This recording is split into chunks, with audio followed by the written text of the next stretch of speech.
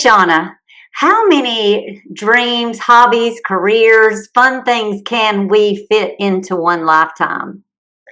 Well, our guest today has so much to share. She's so accomplished. She is Dierdre Wolownick, and she is a professor, award-winning author, international speaker. She speaks 4 languages, self-taught orchestra conductor, founder, athlete, uh, female climber of El Capitan. She is the mother to the world's most famous climber, Honnold, and she has solid gold for us today on how we can dream our dream and then accomplish it.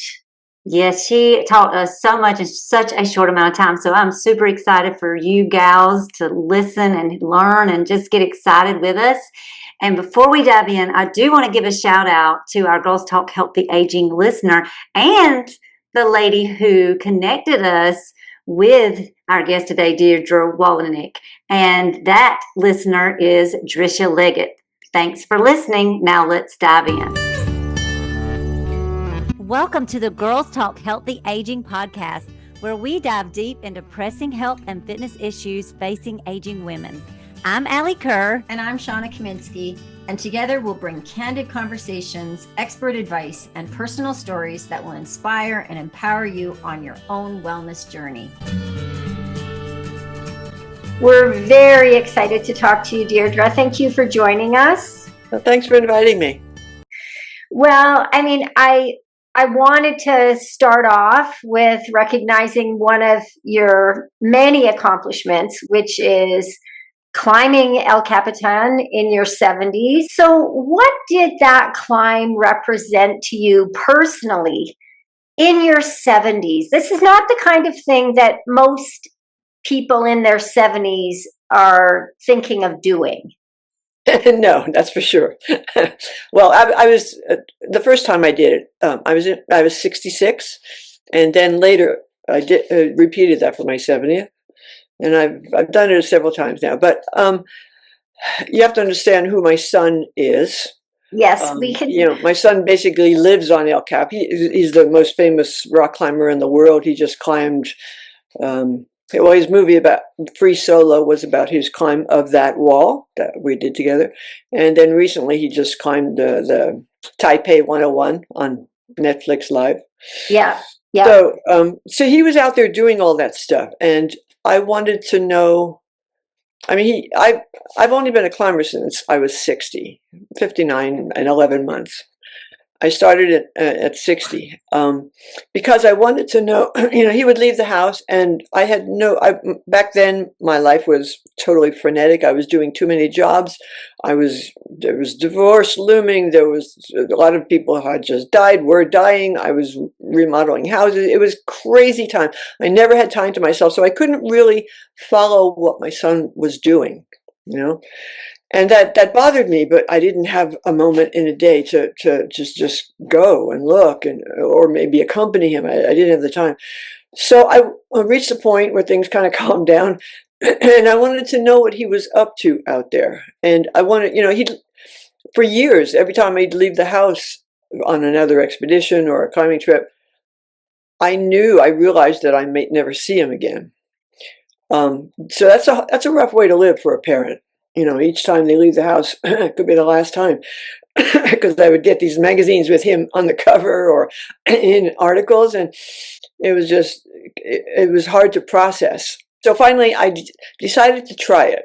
So I tried climbing with him, just in the climbing gym, the local climbing gym. So he showed me, how to tie in and how to close the harness. None of it is self-evident, obvious. So I worked hard that day. I want to also, because some of us out here listening may not be into climbing or even know who we're talking about and who your son is, and what amazing genes that you passed on. So could you fill us in on, so if people want to look up, what we're talking about, and who would they be looking up? Well, Alex Honnold is a household name among climbers families. He is a different kind of human. He can do things that other people can't do, or would even think of doing at elevation, up on rocks and mountains. He has climbed things in the world that no one else even thought were climbable.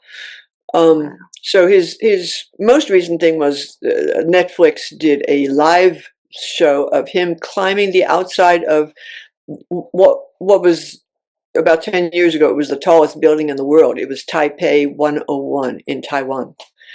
Wow. And he climbed the outside of it. No ropes, no harness. I can't imagine being a mom, and I can't imagine being a mom because I don't have kids, but I can't imagine you being a mom. And did you watch? I did watch it. I did watch it. I didn't want to watch it, but because free soloists normally never tell anybody that they're going to do a free solo because it's immensely dangerous, and they have to be completely focused. And they don't want to be thinking about, oh, mom's at home saying the rosary, whatever. Right. So the free solos happen in the dark, not dark, sun, but dark and unknown. Nobody ever knows until afterwards. Free Solo, the movie, the Oscar-winning film from 2019. That was the first exception ever, where he climbed El Capitan, Yosemite's 3,000-foot cliff. He climbed that with no ropes. No other climber on the planet had even thought that might be possible. But he did think that, and he worked on it for years and years, like 10, 12 years. He worked on that idea and getting, accustomed to, because climbing is largely up here. It happens in the head, most of it. You can train your body, but training your mind is something else again. And a thing like El Capitan, 3,000 feet of sheer granite, requires a lot of mind control. And so that's who my son is. And that's who you. I mean, there's got to be some you in there. So that, Well, when I was, like I said, when I was 60, I decided to try climbing. I had been a climber when I was a little girl. I loved to climb trees and garage roofs and things like that with all the little boys, but I wasn't supposed to. I was supposed to stay home and wear dresses and help my mother. That was that was the girl's lot in life back then. I grew up in New York City after World War II, and so things were very, very different. Probably hard to imagine for people now, young people especially. But so I was kind of forced to give that up. I shouldn't be doing that, But then when I was 60, and I wanted to see what his life was like, and mostly I wanted to understand how they kept themselves safe out there. They used ropes most of the time, and Alex also uses ropes, my son, most of the time. But like 1% of his climbs are free solo. Free solo means no ropes, no protection, nothing, no gear, just you and the mountain. So I wanted to know how they, how it all progressed, how they kept themselves safe, where they went, what they did, what they used. So I started climbing, and I discovered I love it still, and it just kind of blossomed from there. So once you started climbing with him, did it ease your mind at all to one of your goals was to understand the safety aspect of it, but then did it cause you to be more worried once you had a greater understanding? No, the opposite. Oh, good. Because I'll talk about this later. Maybe we'll get into fear and stuff, but fear comes from not knowing enough. Okay, yeah. In our all through our lives, fear comes from not knowing enough. So once I learned how they do what they do, I knew how to handle the ropes. I knew how to handle all the gear. I realized that I had like the strongest climber in the world on the other end of my rope, controlling my rope. That fear kind of goes away. Is there anything that you did physically, mentally, emotionally to do that climb when you were 70? And was there any difference from when you were 70 as to when you were in your 60s when you did that climb? We're going to interrupt this interview for just a second because we've got something we want to make sure that you know. If you're struggling with your health, with your fitness, if you don't know where to start or you know what to do and you're not doing it, we're here for you. And all you need to do to get our help is to reach out to Shawna and I at our email, sapodcast23@gmail.com. And we're happy to help and we will be in touch. Now back to the show. Yes, and yes. Let's see, what should I answer first? How I prepared. Yeah. Did you do any training? Oh yes. Oh you have to. Oh yeah. Yeah. What did that entail? Because it's not intuitive how to do that stuff. It really is not. There's a lot to learn, and like you and I think most people assume that rock climbing is a physical activity. That's not quite true. After doing it just a few years, I realized that most rock climbing is, I would say, 99% mental. Sure, you have to have the physics have to go into it. You have to be able to train your body as well. But all of us know how to train bodies. I mean, we know you go run, you do push-ups, you do pull-ups, and there are many specific activities to train for climbing as well. Train your fingers, and a lot of things. But that's all physical. That's easily managed, easily handled, easily found out online. But the mental side of climbing is outrageous because you're going up into these places that are potentially life-threatening. Or at least damaging, to the human body, and you have to know how to deal. You have to know what to do in case of. You have to understand a lot of physics to do climbing. You have to understand the angle of the rope. If I fall here, which way is my rope going to go? Which way am I going to spin? Which side of this climb am I going to fall on? And if I fall on this side, what am I going to hit on my way down? There's a lot of physics involved, which surprised me. When I was starting out. So yeah, I would call it 99% mental, and the rest is just training your body. And it sounds like you plan for kind of the plan A, B, and C when you're doing it. You have to. Uh-huh.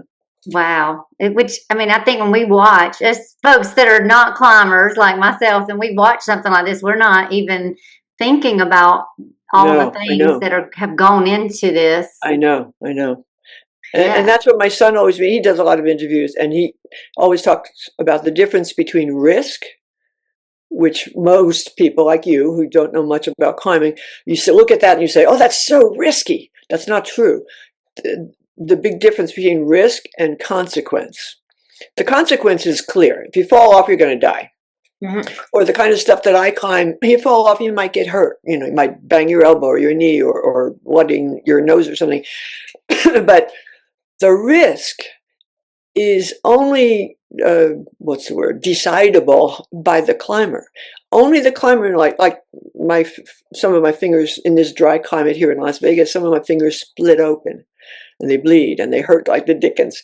Well, I'm not going to start a really hard climb with my fingers in that condition. So I would not do that. So that, the consequence changes, the risk changes, and how the fingers feel, how you ate last night, whether you got enough sleep, all of that stuff factors into the risk of a climb. So risk, it's a different animal, risk and consequence. I think you did El Capitan soon after Alex did Free Solo. Yes, and 3 months after. Yeah. So were you, when did you decide to do that? Was it because your birthday was coming up? Was it just because, how did that come about? I was climbing, from age of 60. I made a lot of climbing friends. We used to go. I lived in Sacramento then, and we would go up the hill, up into the Sierra Nevada, which is pure granite mountains, very, very high. And we would climb and climb and climb. And so I was learning, and all on my weekends, I would open up my computer and explore what mountains or walls, are achievable for me, because all climbs are rated in terms of difficulty level. So I could explore which what's the difficulty level of this one, that one, what might I conceivably be able to climb? Because as a newbie climber, I mean, I was old, I was new, a lot of strikes against me, as it were. And so as I climbed more and more and more, every September, my birthday, every September, Alex would give me a day of climbing with him. And he would take me, all these pictures behind me, these are all some of the peaks that we did in Yosemite. Yosemite National Park is immense, and it's all in the Sierra Nevada, and there's so much to climb there. So he took me up the most incredible peaks that were not very difficult, incredible looking, striking peaks, but within my range. So I'd done, all those pictures back there and so much more. And so after a while, I started looking at El Cap, because my son was always talking about El Cap. He was always, where are you going this weekend, Alex? I'll be working on El Cap. That's what he did. That was his life for years. He prepared for that free solo climb for at least 10, 12 years, because he was always working on El Cap, whatever that meant. I didn't understand what that meant yet. I do now. And so after a while, every time he'd come home or go through the house, for a few days, I'd show him this route or this route on El Cap. I said, you think maybe someday you could lead me up El Cap? Because every climb requires, if you're on ropes, and I was going to be on rope for sure, every climb requires two people. The leader goes up first, makes the anchor, clips into the bolts, and then the follower comes up at the other end. And the person on top takes up the slack in the rope. They don't pull the climber up. They're just taking up the slack in the rope. So I asked him that, and I didn't really expect him to say yes, because he knows how I climb. I'm a newbie climber. I have little chicken arms. At that point I couldn't do a pull up. I couldn't do a push up. I was a waste when it comes to physical strength. But I had that 99% mental aced, and so he said yes. He said yes, but you're going to have to learn how to jog, and we'll probably do it in a day. I didn't know back then that all the elite climbers who climbed the route that we did take 4 to 5 days. But my son holds speed records on every big wall in the world.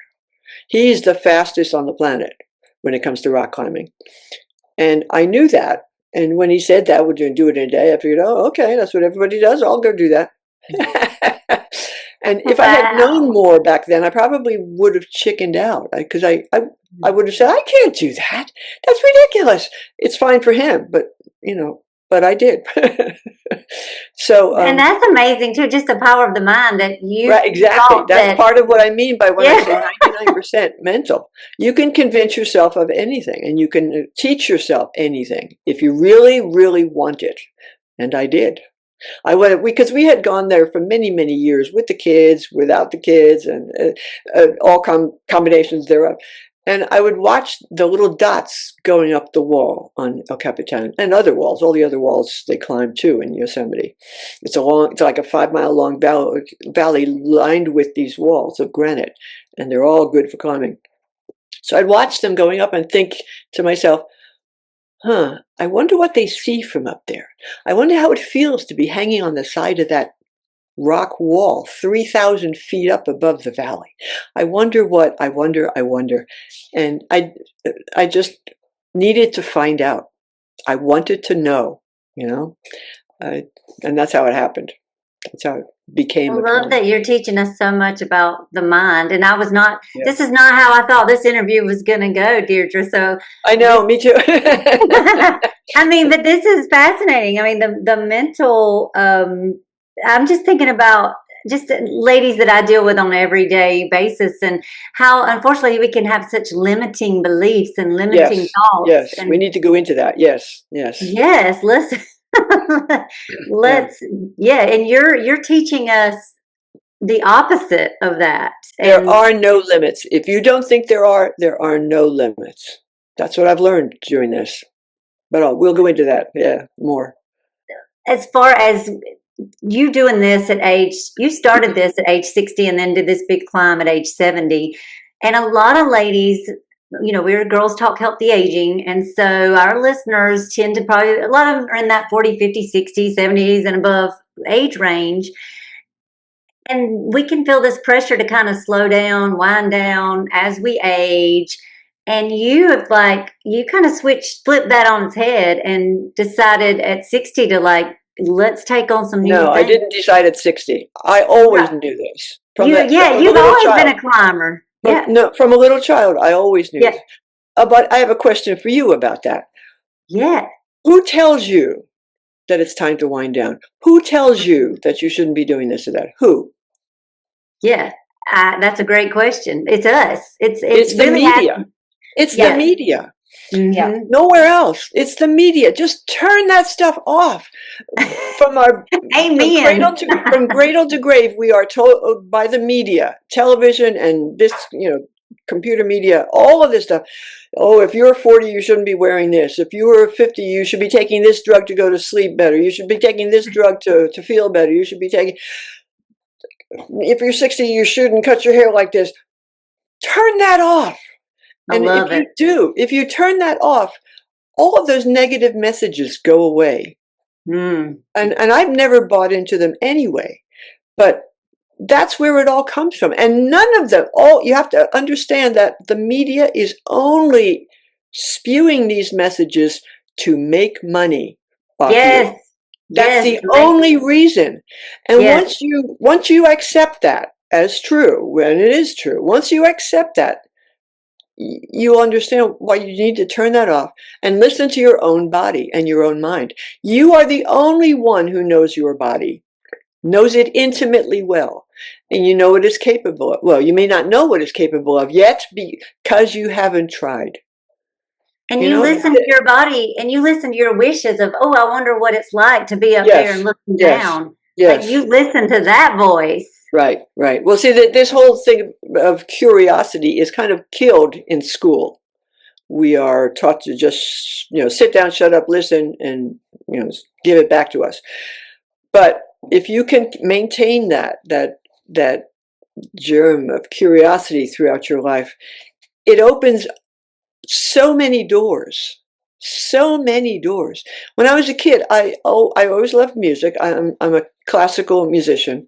I've always loved that ever since I remember, 3 or 4. I always loved it, and I always listened, to it and played it on piano and other instruments. And I always wanted to conduct an orchestra. Now, conducting an orchestra is a very specific task, chore, endeavor.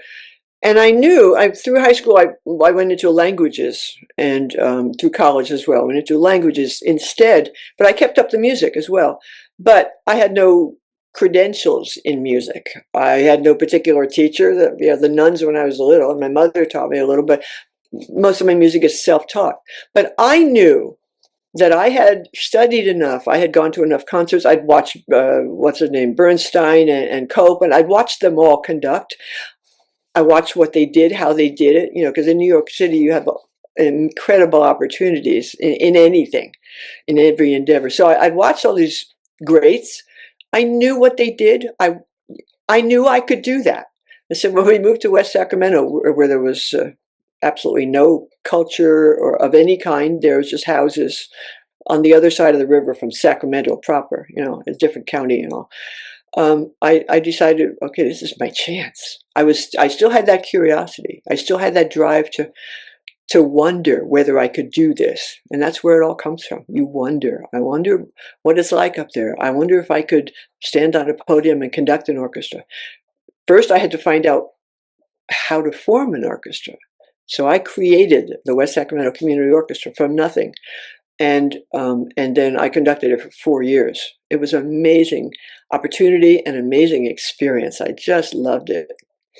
And this is with no credentials, no education in that, And so people say, oh, I could never XYZ because I'm not trained in that.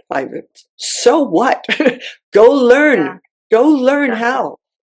And I know that you're not discounting formal education, but that's not the only way. Because you are so self-educated and the formal education is kind of a self-limiter in some regards. Yes, exactly.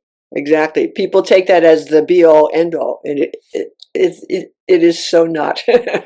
Well, I mean, and yeah, also, if you would have been formally educated, you might have been taught that, hey, this is not for you right, because right, you need right, to do X, Y, Z way more than, right, right, right.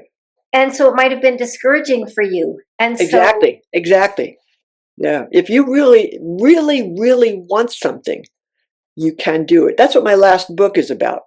Because I've done, I was an orchestra conductor. I worked in the airlines. I've been a professor all my life. I've been a rock climber. I've been a marathoner. I've done all kinds of different things, in different endeavors. I've been a painter. I sold my paintings for many years, and none of it was trained, externally trained. I didn't go to right, school for any of those except the formally. languages, except the formally. That's it. Thank you. Yeah.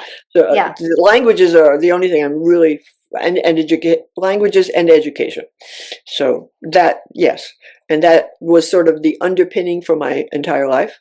But over that, I did all these other things, and nobody ever told me no because I was curious. I wonder if I can do this, and by learning to do all of those things, I discovered that I had the method. I have a foolproof method to get anyone to any dream, to realize any dream that that lurks in their heart, as it were. And it's not hard. It's a simple method. 7 simple steps, which all fall into like 3 big categories of the steps. And it's a little book. Actually, Can you share it? I will. I will. It's right here. It looks like And we'll this. have it in the show notes. Yes, it's called Success in 7 Steps. It's a small book, very simple Yeah. little book, and anybody can do anything. My son, for many years, my son was always out doing outrageous things on the rocks, and they were always interviewing him and gushing about what he had just done. Oh, you've just done this is amazing! This is amazing, and he would roll his eyes and he would always say the same thing: anybody can do this. And people would laugh, like you're doing. Anybody could do it. Yeah, people would laugh. But I know it's true now. He knew it as a baby. He knew he was capable of what he put his mind to. And this little book will get you there. Anybody can do anything with the right method. And most people don't have that method because we get too excited about our new goal. A lot of people I know that they say, oh, I'm going to run a marathon this year, and they go out and they buy running shoes. And then on Monday morning they start running, and then on Tuesday they're exhausted, and then they go run again on Friday, and after a few weeks of that, they're tired all the time. They don't understand why they're always so hungry. They never feel good. And all of that was unavoidable had they started this way with my method. Because if you start the wrong way and proceed in the wrong way, it will lead you to frustration. What runners call hitting the wall. You hit that wall and you can't go any farther. Frustration is what leads to failure, to giving up on our dreams. And so a lot of people, they try it, they do that, they hit the wall, oh, my feet hurt all the time, I can't do that, running must not be for me. The conclusion is simply that they didn't do it the right way, in the right order, and all that order, how to proceed, what to do first, and you must do the first stuff first, not later. If you don't do it until later, you will hit that wall. You will be frustrated and give up.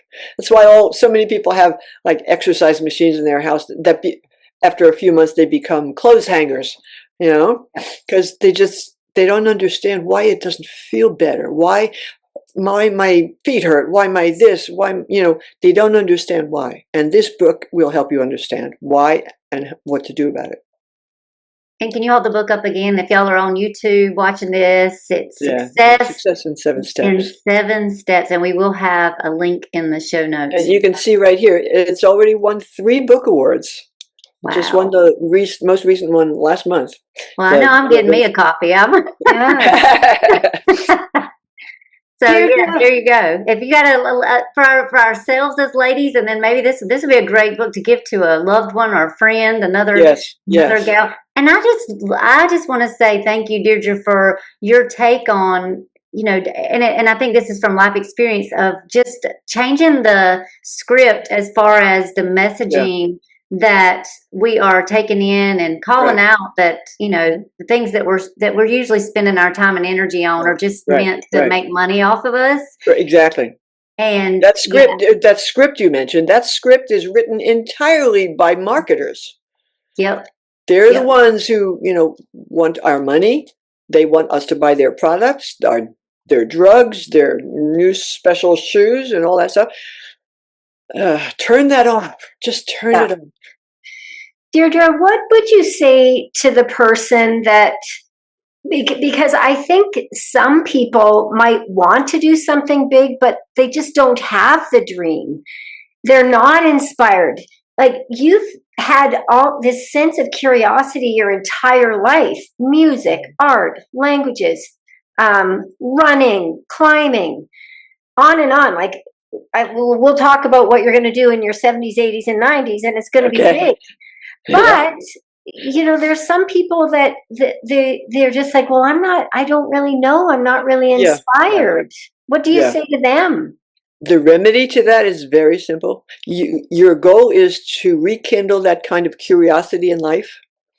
And the best way I know to do that is by journaling. Keeping a journal. Once a day, once a week, once every 2 days, whatever you can fit into your life. And you have to be honest with yourself. And there's only one rule to journaling. You pick up your pen or sit at your keyboard, whichever you prefer, and you set a timer. 5 minutes at the beginning, 10 minutes, whatever you can afford, from your life. Set that timer and you start writing. Doesn't matter what you're writing about. Doesn't matter, because it will eventually morph into something more meaningful as you get rid of all the trash first. It's like training for anything. You have to start at zero. Train a little bit more, and then eventually you'll start reaching serious goals. And the journal, and the key is to not stop writing until that timer goes off. That's your goal for the day. And it's amazing what you can figure out, because you have to know, in order to accomplish any goal, you have to know yourself. You have to know if you're capable of following it through to the end. You have to know. You want to become you want to learn to play the saxophone. Fine. What you need to, the three overarching categories, and this pertains to what you just asked me about. The first category, before you actually start training for anything, the first category is, and people don't like this one. It seems like homework. And we're sick of homework, by the time we graduate. But the first thing you have to do is sit down with a pencil, paper, or keyboard, whatever, and make a list of everything you need to know about that endeavor. Okay, you want to learn the saxophone? What kind of saxophone? How many are there? Which one speaks to you? Which one do you like the most? What kind of music do you like the most? Does saxophone fit into that music? If you love classical music, saxophone's not for you. There isn't any, so you have to know these things. Reeds, can you use a reed on your lip, your teeth? Do you have braces? Do you have buck teeth? Whatever. You have to know these things. Will your apartment building tolerate your practicing at night? You have to know that. Will your spouse take up the slack at home so that you can practice for your recitals or whatever? You have to know that. You have the money to buy a saxophone? They're pretty expensive. Can you rent one? Well, you have to find that. There's so much that you need to know about any goal. All those things going in, you're going to hit that wall and you're going to give up because it's too frustrating. So category one, the most important step towards any goal is you have to find out everything you need to know. And it sounds like you're talking a lot about self-discovery when you talk about journaling. Yes. We maybe are spending so much time on social media and listening to all the marketers. Right. That we don't even know ourselves. Exactly. That's why we don't have any vision or goals or passion or curiosity, because we feel so beat down about how we're not good enough, or not young enough, or not thin enough, or not pretty, or all the things. Just turn that off. Just turn that off and open up your journal and start self-discovery. Writing. That's the key. Yeah. Would you share the 2 other overarching principles of success? Okay, first, what you need to know. After you've made that list, and that list will grow as you get closer to your goal, that list will grow constantly because you always make new discoveries about your endeavor, whatever it is, your sport, your music, whatever. And so you'll be adding to that. Category 2, what you need to have. Now, this can be very important. So what you need to know first. Second, after that, what you need to have. And can you get all or some or most of that before you start? Or will it happen as you go? And then lastly, and this is where most people make their mistake, they start with category 3. Category 3, what you need to do. That must come last, okay? Because if you don't have the correct kind of shoes, you're not going to be able to run a marathon. You just won't. It'll hurt too much. You'll be pronating. You have to know about pronation. That's category 1. What is that?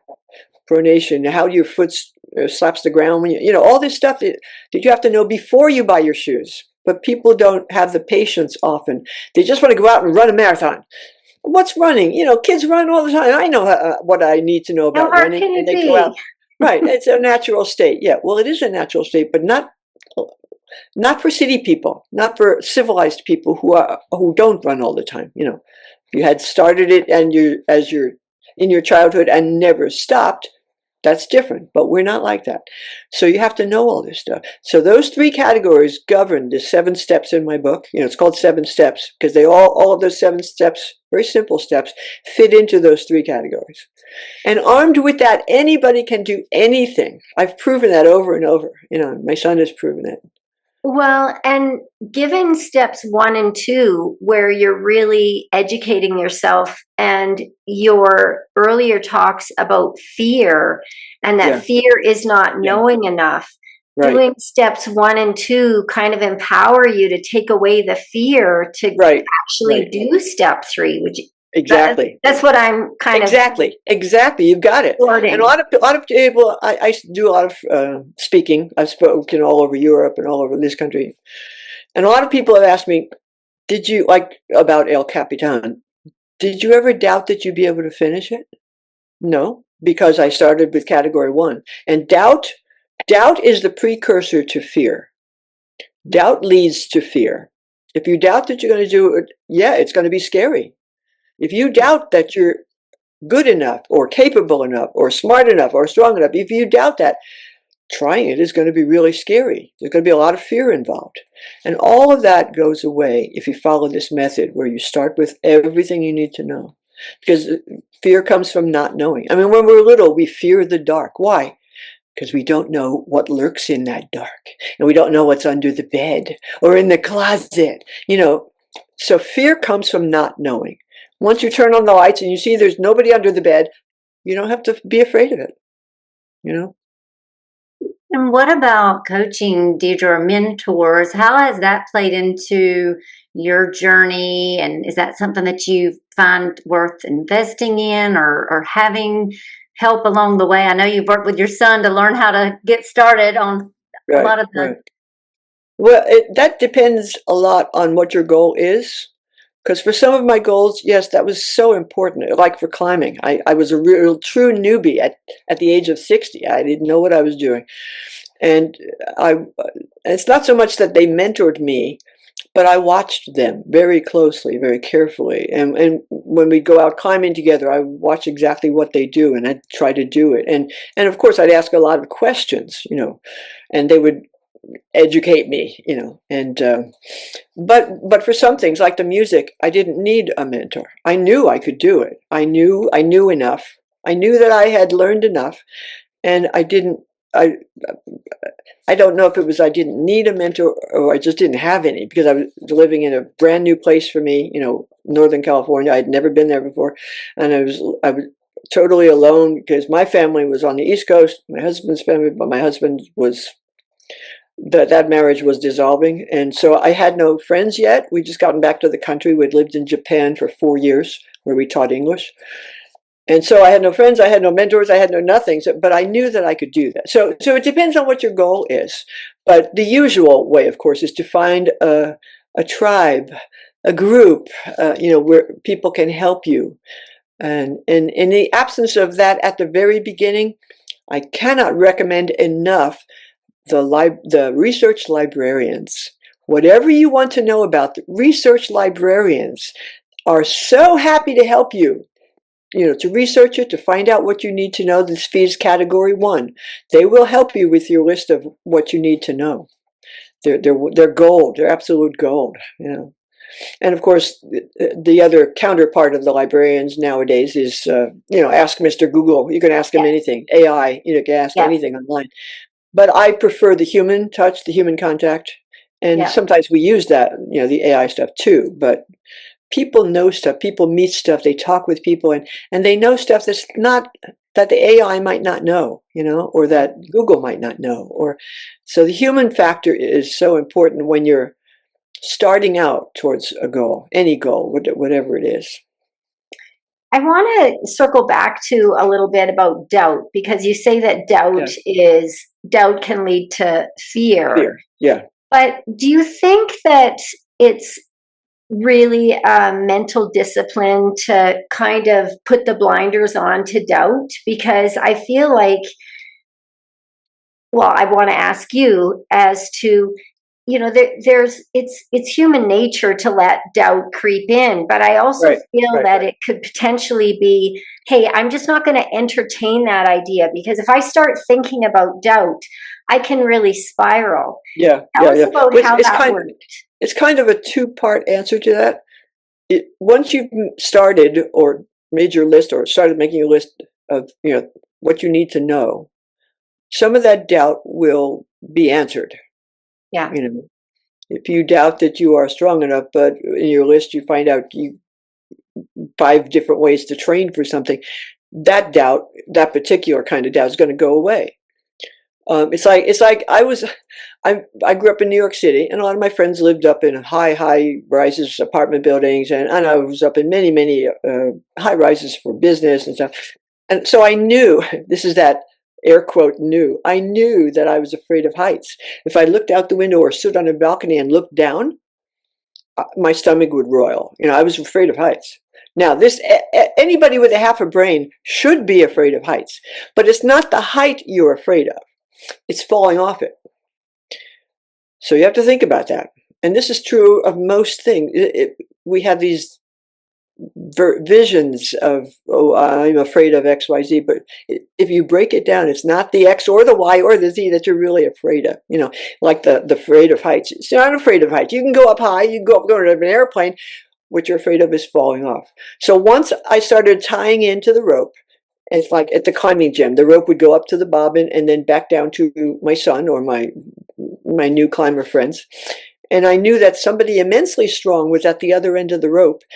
And so if I fell off the climb, my hands gave out or my feet gave out, I fell off, I was just going to dangle there on that rope. I wasn't going to go anywhere. Well, there goes the doubt. There goes the fear.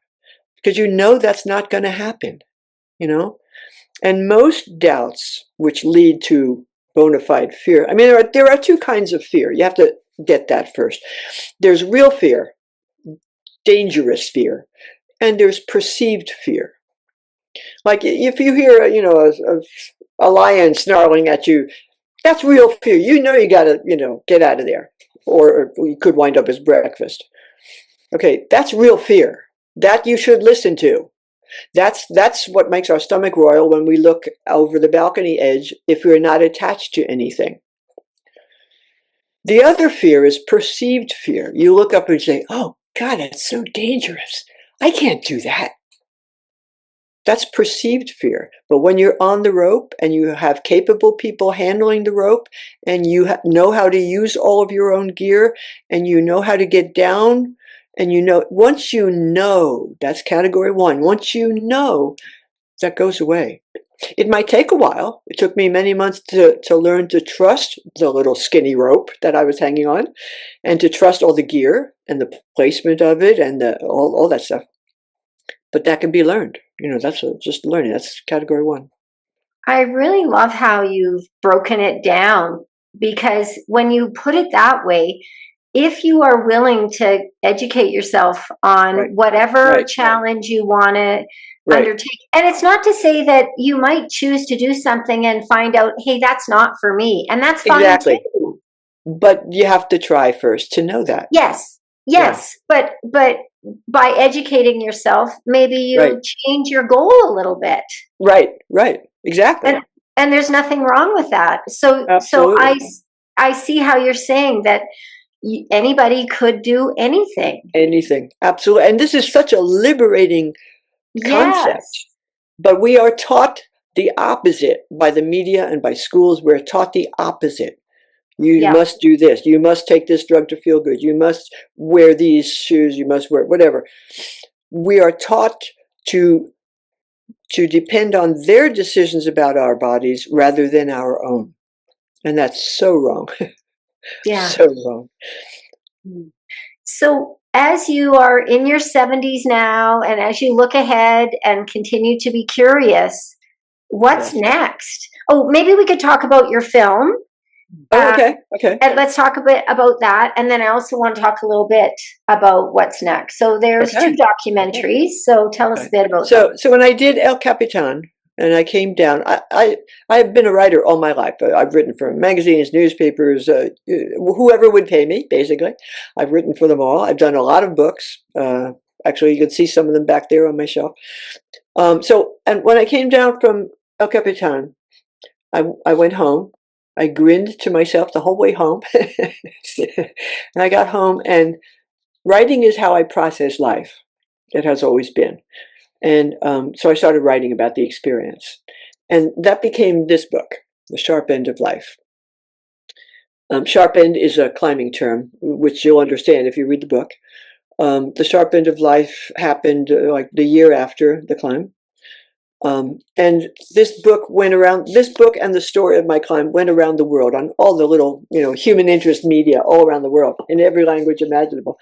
And somebody, a filmmaker in Philadelphia, saw it, got the book, read it, and contacted me. And she said, "This would make an outstanding movie.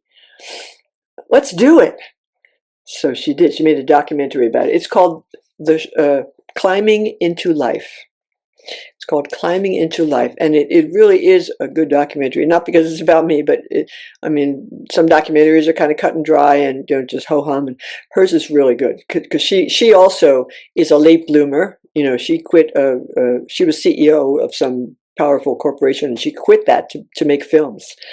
So we had a lot in common there. So she understood my story, And so Climbing into Life just won recently its 13th award at film festivals. So it must be pretty good.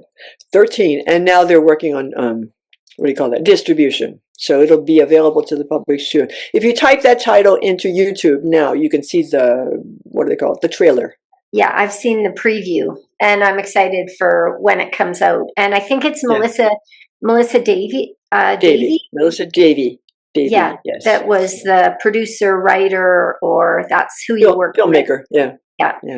Awesome. And there's a second documentary about me now too. It's a long story, but they made about a documentary in Montreal from a Canadian company, a Quebecois company, and it takes place mostly in Yosemite and partially in here in Vegas.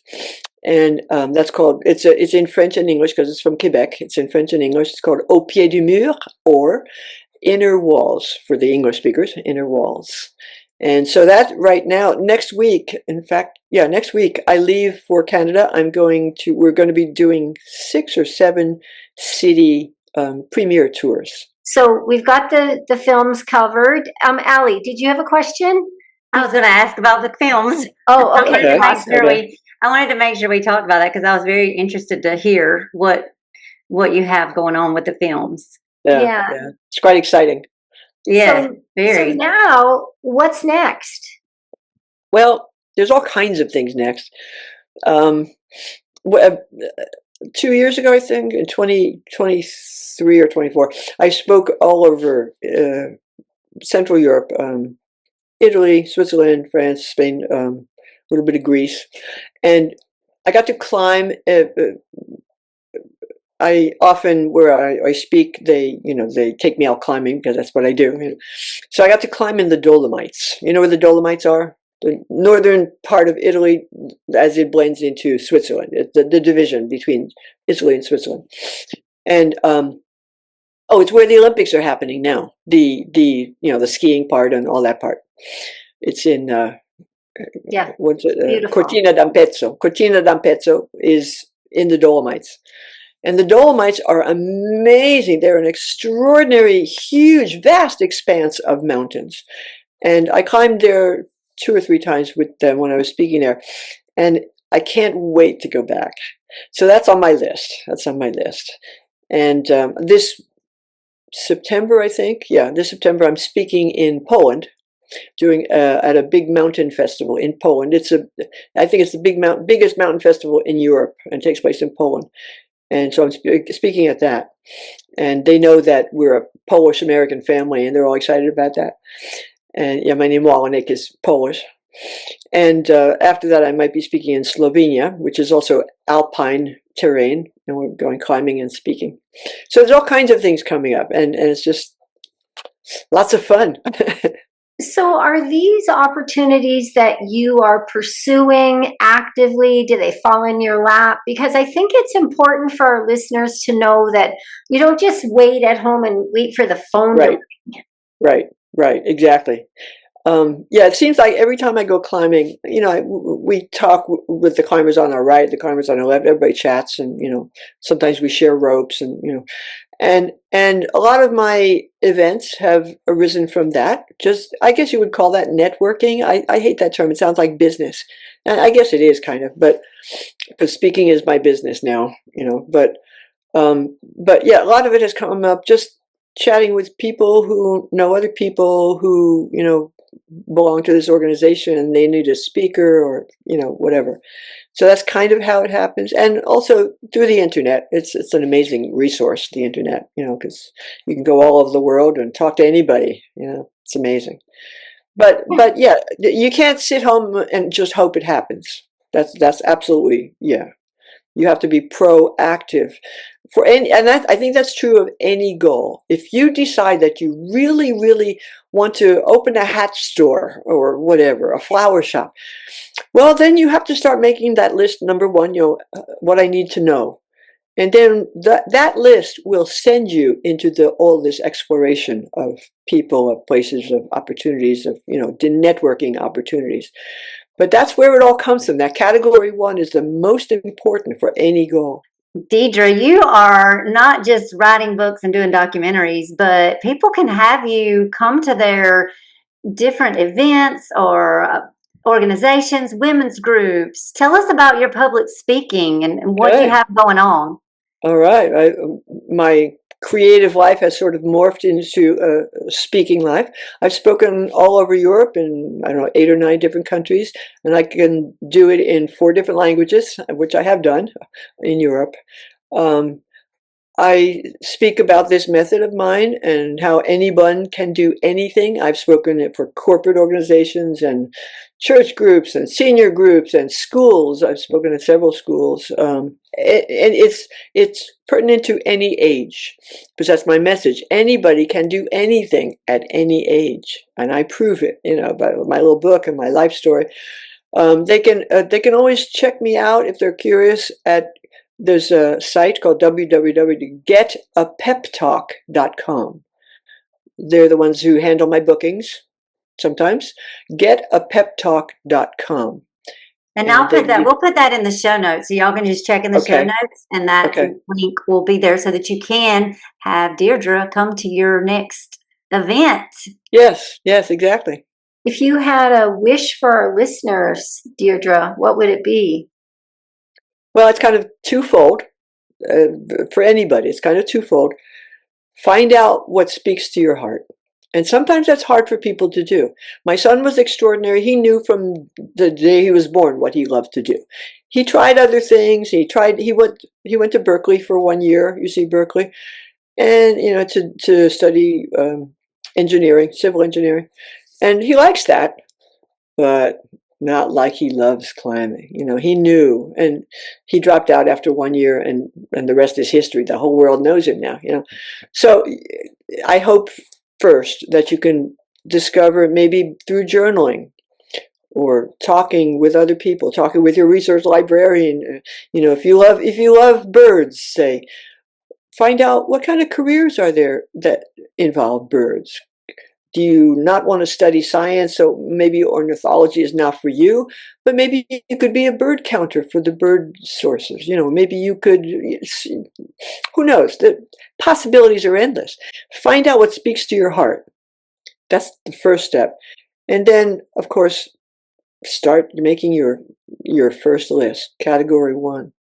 And always remember that it's never too late. People say, oh, I'm too old to start XYZ, whatever it is. I'm too old to start singing in a choir. I'm too old to start rock climbing. Families are guilty of a lot of this. They tell us tales. Oh, you can't carry a tune in a basket, your brother says to you, so you never sing. That damages us as children. So in your journal, you can explore that. How much of those tales about you are true? How many of them are true?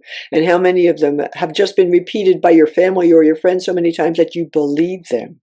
And it's never too late. Like I said, I started when I was 60, and at 66, I climbed El Capitan. I'll never believe that. I still can't get over that. But anybody can do that, armed with the little 7 steps that are in this little book. It's all you need. So have fun with it. And turn off the media. That's the most important step you can do. Turn off the media. We all have a finite number of hours to our life. How many of those do you want to spend sitting on a couch staring at a box? Not only just a box, but a box that's out for your money. Nothing else. How many hours do you want to give to that of your precious life? We have a very finite number of hours. Don't waste them. Turn that off and go out and do stuff. Man, I can't stress that enough. What's your wish, Alli? My wish is to turn that stuff off and stop consuming things that are holding us back. Exactly. That is the big takeaway that I'm hoping that I just as a reminder for me, and then I'm hoping that we get, because those things are not moving us forward, and just get busy doing something. To piggyback on that, turn it off, but then get quiet and get curious. Yes. With what interests you. That will come naturally. Yeah. Because when you don't have that box blaring advertisements at you all the time, when you don't have those hours being robbed from you, you have the time to explore who you are in your journal, or with your friends, or whatever, with your grandmother, whatever. You'll have the time for that. And that's what it requires. Every goal requires time. My son, like I said before, he trained for like 10 or 12 years, solid years, to do what he did on El Capitan. People watch that movie and they say, oh, he's a daredevil. I could never do that. He's the opposite of a daredevil. Methodical planning and training and drive. And every goal requires that if you want to succeed. Every goal requires that. And that's really the fun part. That's the fun part, because you're moving toward a specific goal, and you're going to get there. Thanks for listening. You'll find me, Alli, on Instagram at Alli Kerr Fitness. And you'll find me, Shawna, on Instagram at Shawna Kaminski. Feel free to pop us a DM with questions and or feedback. If you're enjoying the Girls Talk Healthy Aging podcast, please subscribe and share it with other health-minded women. Ratings and reviews are also much appreciated and help us get our message out to a larger audience. Until next time, be healthy and be happy.